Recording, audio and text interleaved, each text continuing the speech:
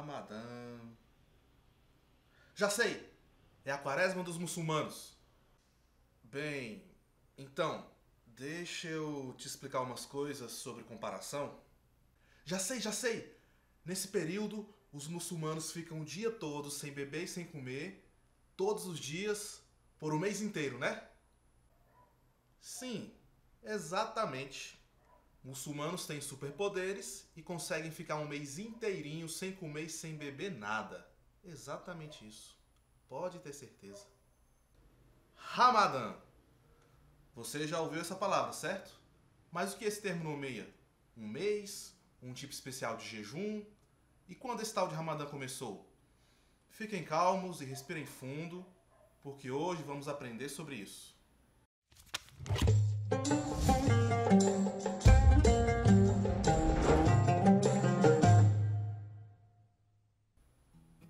O Islã tem 5 pilares: a fé, ou testemunho da fé, a oração, o zaká, que pode ser entendido como um tributo social e religioso, ou caridade, o jejum do Ramadã e a peregrinação à cidade santa de Meca. Vamos falar aqui agora sobre o Ramadã. Ramadã é o nome do 9º mês do calendário islâmico. Na ordem dos meses, é equivalente ao mês de setembro do calendário cristão. Enquanto que o calendário cristão é solar, o calendário islâmico é lunar, baseado nas observações da lua. Por isso, o ano islâmico tem 354 dias, podendo ter 6 meses com 30 dias e outros 6 meses com 29 dias. O jejum do Ramadã deste ano começou hoje, dia 17 de maio, e vai durar aí talvez uns 29 dias. O número exato de dias vai depender das observações da lua. Uma curiosidade: Ramadã é a pronúncia que se convencionou em português, ou pelo menos em boa parte do mundo ocidental. A pronúncia correta em árabe clássico e em sentido religioso é Ramadã ou Ramadan. Nessas duas pronúncias, o dan é grave, pesado. Não é dan, é dan. Essa letra, Dod, é a letra que representa a língua árabe, pois essa letra só existe nesse idioma. Então, existem duas formas de pronúncia desse R, com o som da vogal A, Ra, ou com o som da vogal O, Ró. Eu prefiro falar Ramadã, com o som de Ra, mas as duas formas estão corretas, tanto Ramadã como Ramadã. Mas aqui nesse vídeo, obedecendo à convenção da pronúncia, vou falar Ramadã. No mês do Ramadã, os muçulmanos devem evitar algumas coisas, devem se abster de algumas coisas, por um período que vai do nascer do sol ao pôr do sol. Ou seja, é um período de mais ou menos 12 horas aqui no Brasil. Em outros países, esse período chega até 18 horas por dia. Logo, essa ideia de que se jejua o dia inteiro é falsa, é conversa fiada. E do que os muçulmanos devem se abster nesse período? De bebidas, de comida, de relações sexuais, de pensamentos maus, de mentiras e de demais coisas pecaminosas. Saber todas as coisas que devem ser evitadas requer um estudo mais profundo na teologia islâmica. Neste vídeo eu quero apenas explicar introdutoriamente o assunto. Ou seja, então tenham isso em mente. O Ramadã é o 9º mês do calendário islâmico, no qual está estabelecida a prática espiritual religiosa do jejum por um período de 12 horas, mais ou menos, aqui no Brasil. Jejum não só de comida, mas das outras coisas que eu falei também, como bebida, relação sexual e outras coisas consideradas pecaminosas para aquele período. Lembrando que o ano cristão 622 é equivalente ao ano islâmico 1.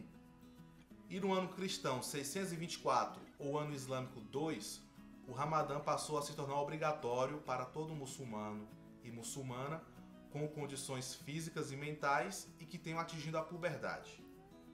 Beleza, até agora tudo é entendido. Mas e quem não puder jejuar? O Islã tem regras para isso, assim como tem regras para outros temas e casos. Para pessoas doentes, idosas, que estejam viajando, que estejam grávidas ou amamentando, a quebra do jejum é permitida. Porém, essas pessoas devem jejuar em outra época do ano pelo mesmo número de dias. ou seja, elas podem jejuar depois, em um período mais adequado para suas condições específicas. Mas há casos em que mesmo em outro período a pessoa ainda não tem condições físicas de realizar o jejum. O que fazer nesse caso? Nesse caso, o fiel deve alimentar uma pessoa necessitada para cada dia não jejuado. E essa pessoa necessitada pode ser muçulmana ou não muçulmana. O Ramadã é o mês santo por excelência dos muçulmanos, pois é nesse mês que se comemora a noite do decreto, a Laylatul al-Qadr. Segundo as tradições religiosas, nessa noite, Deus autorizou a descida de sua palavra, o Alcorão, aos homens. Então, o Ramadã não deixa de ser uma festividade religiosa. Como consequência da noite do decreto, houve a revelação divina ao profeta Muhammad. Contam as tradições que numa noite, quando Muhammad meditava em uma caverna nas cercanias de Meca, o arcanjo Gabriel apareceu para ele. O arcanjo ordenou que ele recitasse a mensagem divina. Mesmo sendo iletrado, Muhammad recitou a mensagem divina.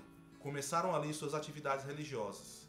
Acredita-se que era o ano 610 cristão e que Muhammad tinha cerca de 40 anos. A partir desse acontecimento, segundo as tradições, Muhammad teria começado sua missão religiosa, divulgando a seguinte mensagem, basicamente: só há um Deus, Criador de todas as coisas e de todos.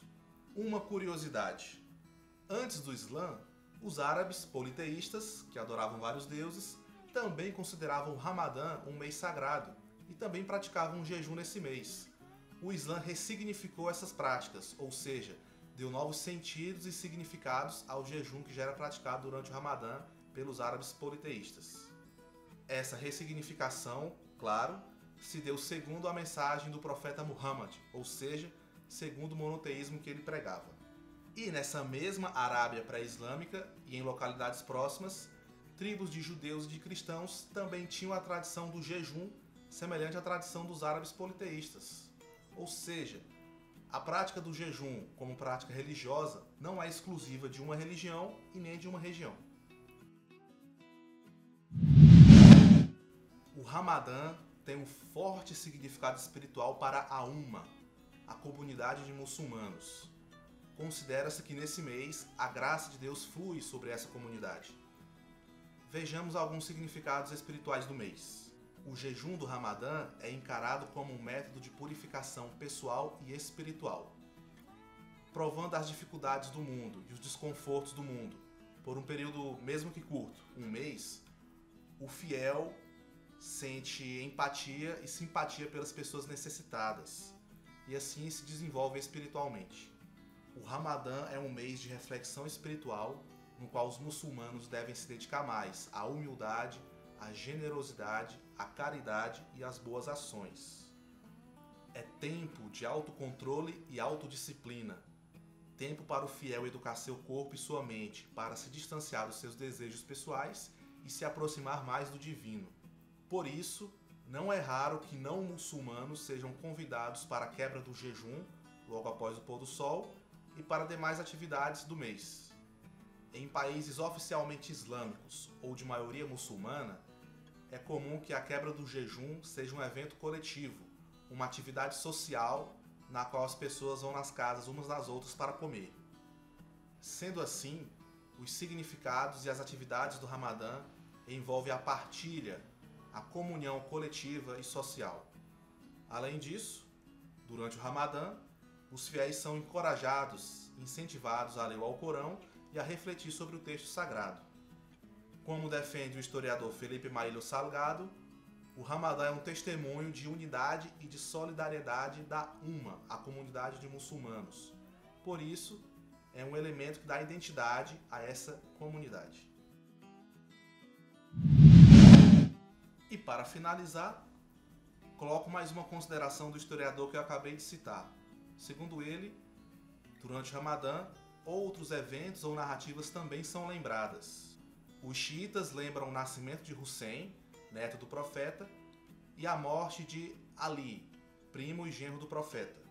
E xiitas e sunitas relembram a morte da primeira esposa do profeta, Khadija, a batalha de Badr, que foi a primeira batalha entre muçulmanos e os mecanos, e também a tomada de Meca pelos muçulmanos. Se você achou este vídeo esclarecedor, curta ele e se inscreva no canal.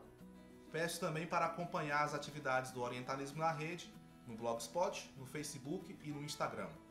Obrigado pela audiência e até a próxima!